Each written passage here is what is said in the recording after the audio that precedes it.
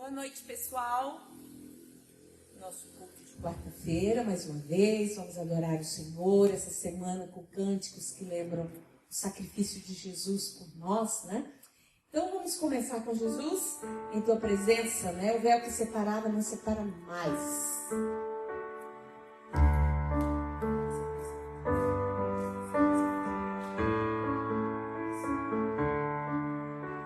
Jesus, em tua presença, reunimos-nos aqui, contemplamos tua face e rendemos-nos a ti, pois um dia tua morte trouxe vida a todos nós e nos deu por completo acesso ao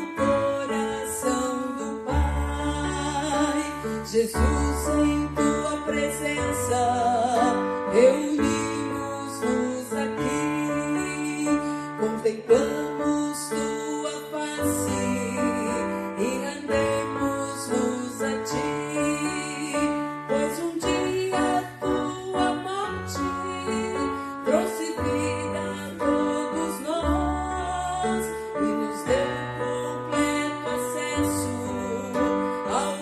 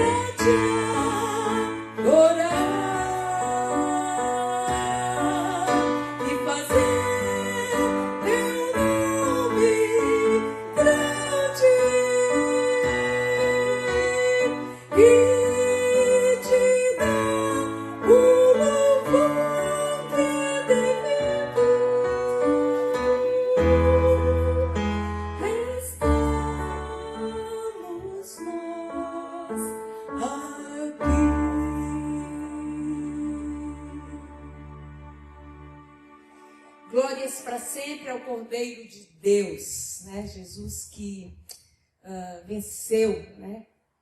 Que é ressurreto entre os mortos, né? Que todo joelho, queridos, um dia se dobrará perante eles.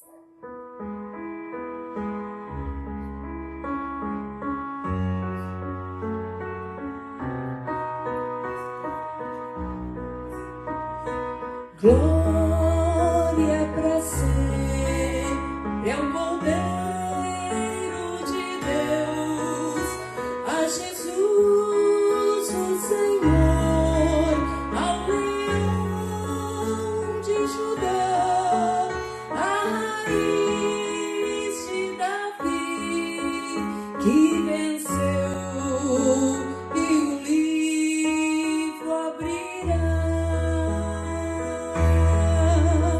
O céu, a terra e o mar e tudo que neles há o adorarão e confessarão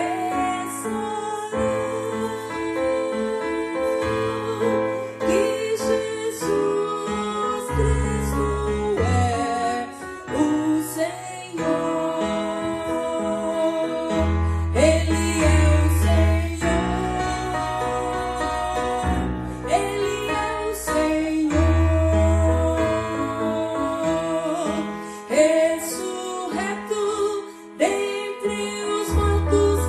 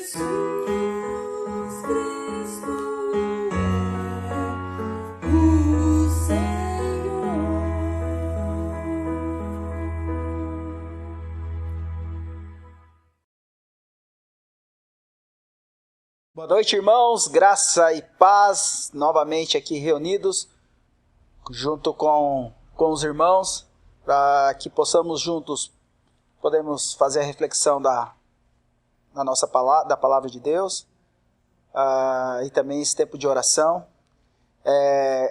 Os avisos que eu gostaria que os irmãos continuassem atentos, os nossos grupos e as plataformas digitais. Então, estão sendo colocados aí durante a semana vários vídeos, trabalhando aí vários temas. Então, é importante que os irmãos estejam todos atentos a todas essas publicações, para que nós possamos fazer com que a igreja possa estar junta. É uma alegria a gente poder estar novamente reunidos aqui, enquanto ainda não podemos manter o nosso culto comunitário todos juntos. Vamos fazendo com que, através dos vídeos, a gente possa ter essa sensação de estarmos juntos. E essa noite eu gostaria que a gente pudesse estar refletindo num tema que eu acho, que eu percebo que é muito importante. Nós estamos vivendo esse tempo como a gente vem sido anunciado e falado, esse tempo de muita incerteza, né, com relação ao futuro, relação com o que vai acontecer daqui para frente.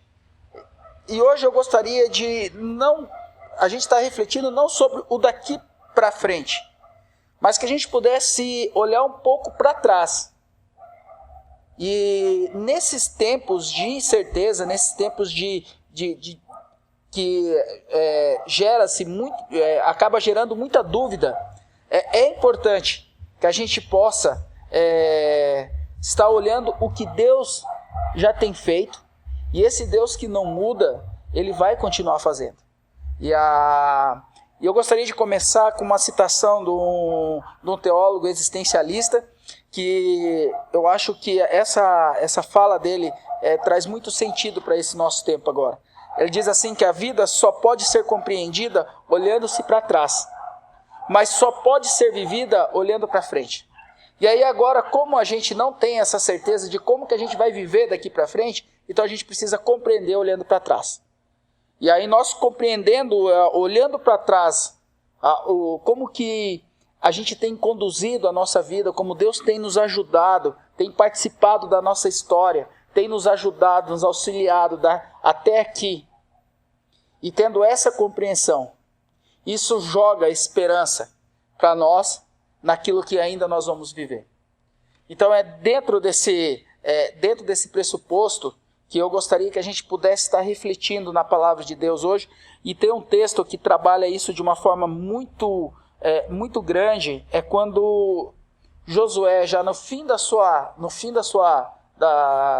vida, chegando já ao final, ele reúne todo o povo de Israel e ele fala assim: olha, hoje nós precisamos ter a compreensão de olhar para trás e ver como Deus tem conduzido com mão forte as nossas vidas, e com a certeza que Ele vai continuar conduzindo daqui para frente.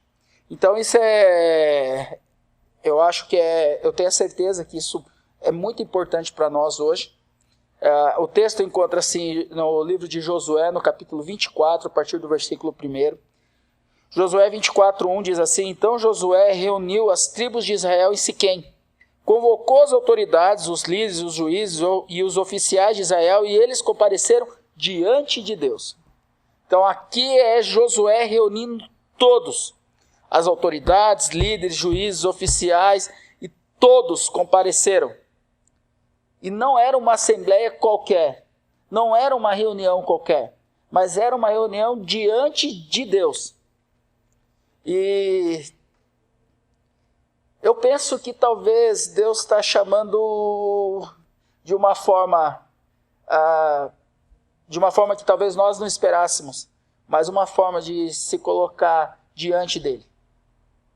Agora que os barulhos, as agendas diminuíram, e esse momento acaba fazendo com que essas reflexões daquilo que foge do nosso controle, e aí a gente busca naquele que é o outro, no transcendente, naquele que é todo-poderoso, a buscar as respostas, as inquietações pelas quais nós estamos vivendo. Então aqui nós temos um povo diante de Deus.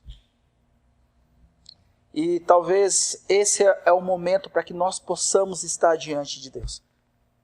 E experimentar e ouvir daquilo que Ele tem, daquilo que Ele tem para nós. E o texto, ele segue dizendo, no versículo 2, Josué disse a todo o povo, assim diz o Senhor, o Deus de Israel. Não era Josué falando. Não era simplesmente a fala de um homem. Não era as impressões do que Josué estava pensando, achando, elaborando. Mas aqui é o próprio Deus que estava falando com o seu povo. E é esse Deus que está falando com nós hoje. Para que a gente possa olhar um pouco para trás e compreender o quanto que Ele tem cuidado de nós e o quanto que Ele vai continuar cuidando de nós. Assim diz o Senhor. E em toda a narrativa bíblica do Antigo Testamento, só com uma convicção absoluta, um homem chegava diante de um grupo e dizia assim diz o Senhor. Se ele tivesse qualquer dúvida que não fosse o próprio Deus que tivesse o impulsionando a falar, não falaria. Muito diferente das realidades que nós vivemos hoje. Onde tem tantos homens aí usando o nome de Deus e que Deus não tem nada com essa palavra. Mas aqui é a certeza absoluta dentro desse texto sagrado que Josué disse a todo aquele povo. É Deus que está falando conosco. Assim diz o Senhor. E aí ele começa relembrando quem é esse Deus e o que ele fez àquele povo. Antes de chegar nesse momento aqui, ele diz assim, olha, há muito tempo os seus antepassados viviam além do Eufrates e prestavam culto a outros deuses, mas eu tirei. E aí eu gostaria que prestasse atenção nisso. Mas eu tirei seu pai Abraão da terra que fica além do Eufrates e o conduzi por toda Canaã. Lhe dei muitos descendentes. Dei-lhe Isaque, e a Isaque dei Jacó e Esaú, mas Jacó e seus filhos desceram para o Egito. Aqui é Deus relembrando aquele povo, que é Ele que foi de encontro. É Ele que chama.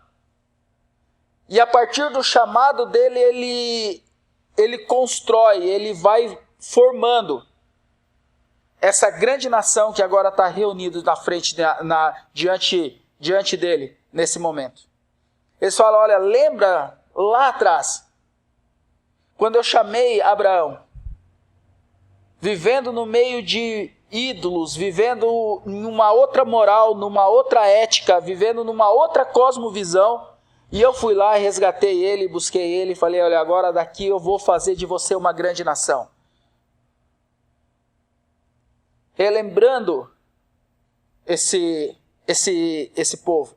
E não só relembrando que de Abraão, ele falou que gerou a Isaque, que gerou a Jacó. Ele falou, aqui está o Gênesis de quem vocês são.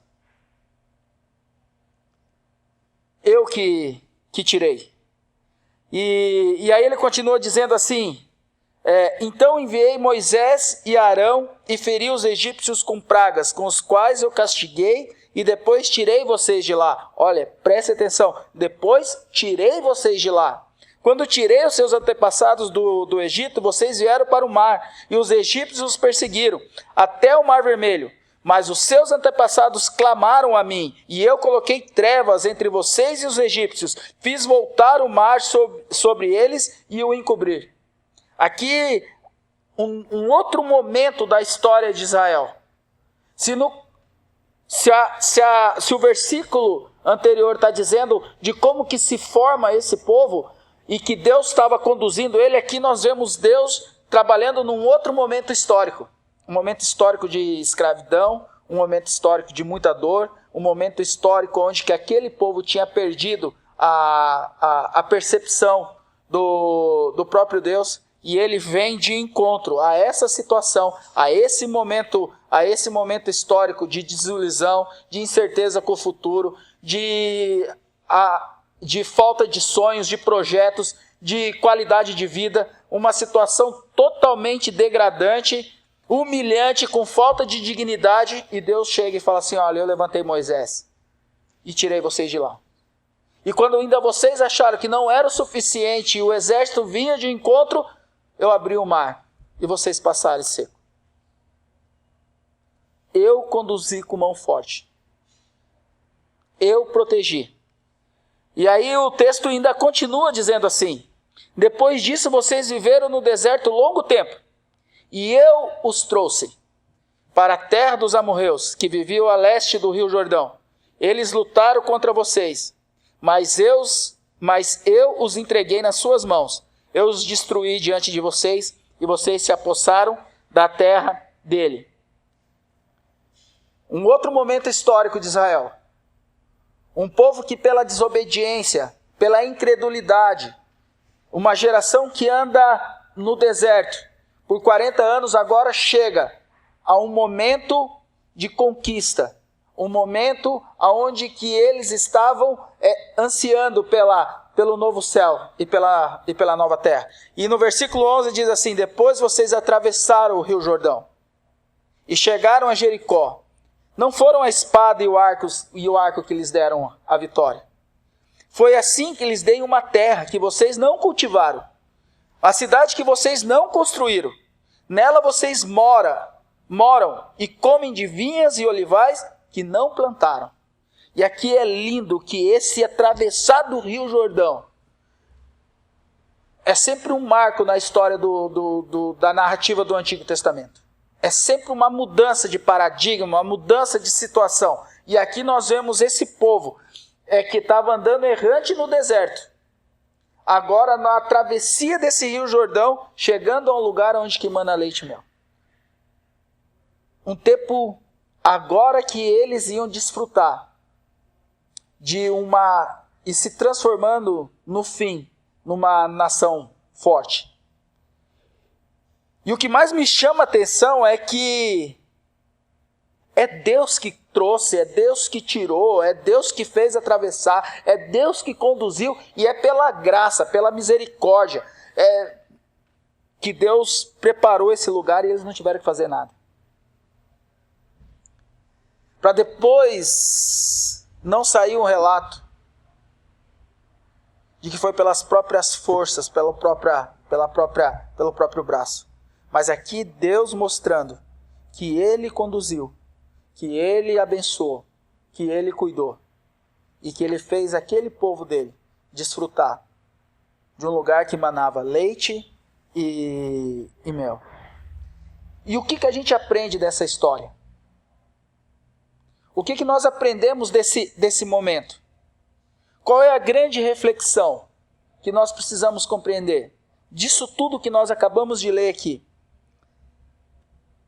Que se nós olharmos para o nosso passado, não tem como a gente não compreender que esse Deus é o dono da nossa história. Como ele fez com Israel. E aí eu gostaria que a gente pudesse parar um pouquinho e refletir nas nossas vidas. Lembra de quando Deus chamou você? De quando esse Deus entrou na sua vida? Que te tirou de uma outra cosmovisão, de outros valores, de outra ética, de outra moral. Quando Ele te chamou e foi conduzindo a tua vida. E tem um texto que eu acho maravilhoso, isso que fala muito comigo. Colossenses no capítulo 3, que diz: pois Ele nos resgatou do domínio das trevas e nos transportou para o reino do seu Filho amado. Como Ele fez com Israel. Me tirou de uma outra situação. Escravo do pecado, morto nos nossos delitos e pecados, sem condições de dar uma resposta a esse Deus. Ele, com a sua graça, Ele nos alcança, Ele nos chama, Ele nos redime, Ele nos justifica, nos santifica e nos dá uma novidade de vida. Olhe para trás, irmão. Perceba o quanto que Deus tem cuidado da sua vida, o quanto Ele tem cuidado da sua família, o quanto que a providência dEle tem sido algo fantástico que a gente tem desfrutado. O nosso passado, quando a gente olha nessa perspectiva, é uma amostra do amor de Deus por nós. E quando nós entendemos isso, serve para reacender o amor que nós temos por Ele no presente. E fazer com que a gente possa se acalmar com relação ao futuro. Porque esse nosso Deus que servimos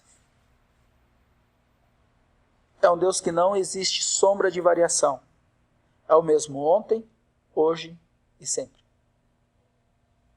E que da mesma forma que Ele tem conduzido as nossas vidas com um braço forte,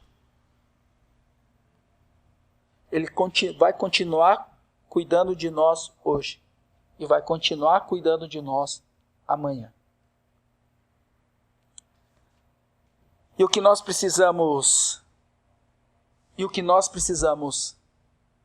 reacender nesses tempos de incerteza.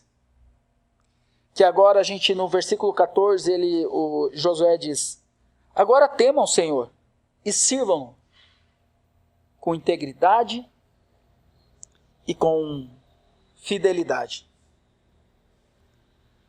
Temam o Senhor e sirvam-no com integridade. Agora é tempo de nós reacender. Integridade na narrativa bíblica não está querendo dizer de que não existe mais erro, mas homens e mulheres coerentes, que têm a percepção do erro, que confessa o erro e que passa a viver de forma diferente. Irmãos, nesse tempo que nós estamos vivendo, como que nós precisamos ser coerentes? Coerentes com a nossa fé, coerentes com a nossa família, coerentes com as informações que nós recebemos e com as informações que nós passamos. É tempo de que nós possamos ser coerentes na nossa conduta como aquele que pode fazer a diferença. Como sal, como luz, como pessoas relevantes, promotores da paz, promotores de esperança, porque esse Deus tem cuidado de nós e nós precisamos transbordar isso para aqueles que estão à nossa volta. Servindo com integridade. E servindo com fidelidade. Mesmo que seja tempos de dúvidas com relação ao futuro, com relação a gente não ter a noção do que vai acontecer depois, mas é tempo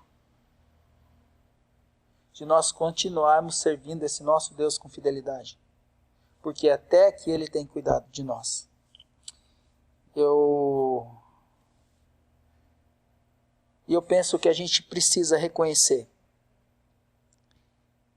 que esse Deus é o Senhor e autor da nossa história. É Ele que nos chamou, é Ele que resgatou, é Ele que nos tem conduzido. E nós precisamos declarar isso. hoje, eu decido servir ao Senhor com integridade e com fidelidade por toda a minha vida.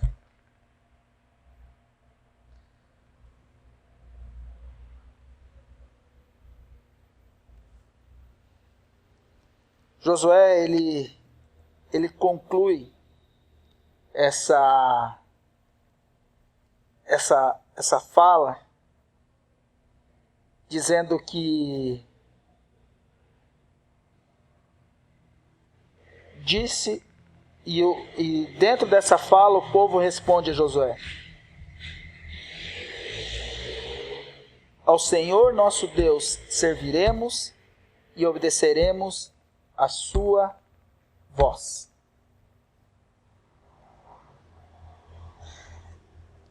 É o que nós precisamos fazer hoje, irmãos.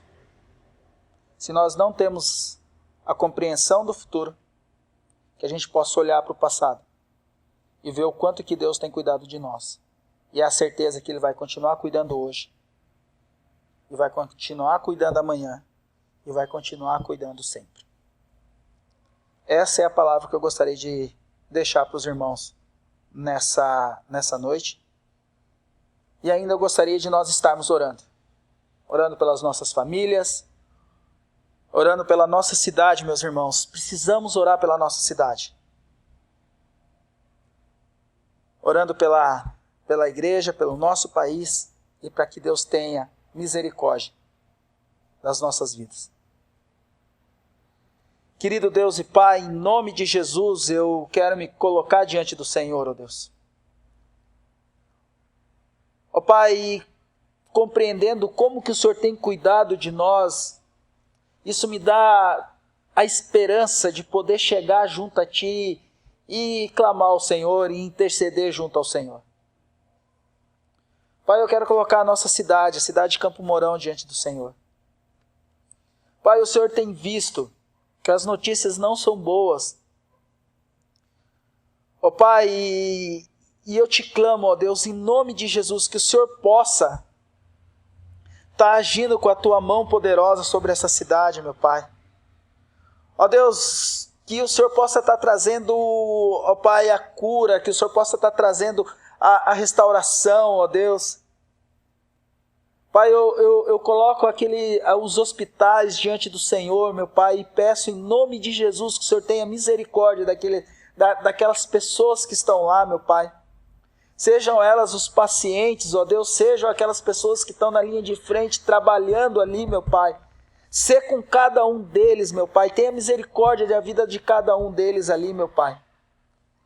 Ó Deus, e que o Senhor possa continuar usando esses médicos, enfermeiros, ó Deus, essas pessoas, ó Deus, que têm colocado a própria vida em risco para servir o outro, ó Deus, que o Senhor possa ser com cada um deles ali, com cada pessoa que está envolvida nessa área da saúde.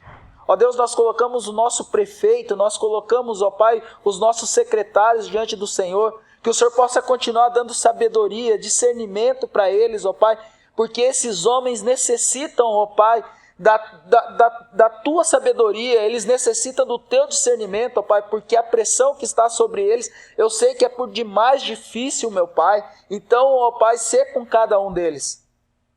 Abençoa, ó Pai, que eles possam,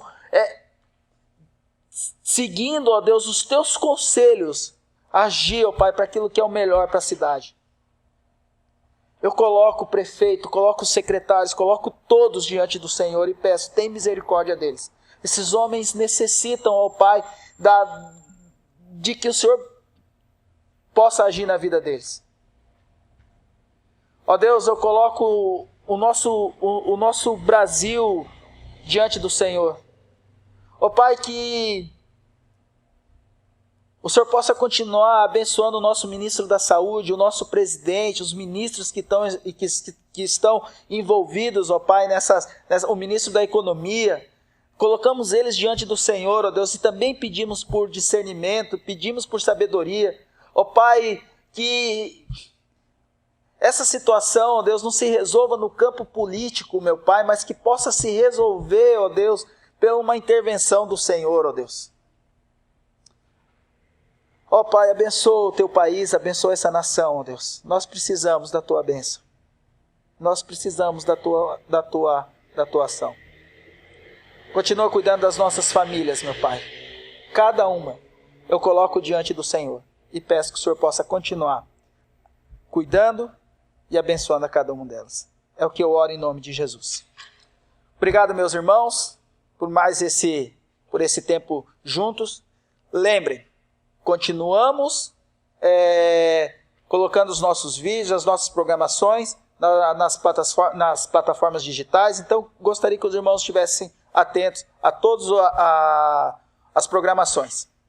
E que a graça e que a paz do nosso Senhor Jesus possa estar sobre a vida de cada um de vocês. Amém? Amém.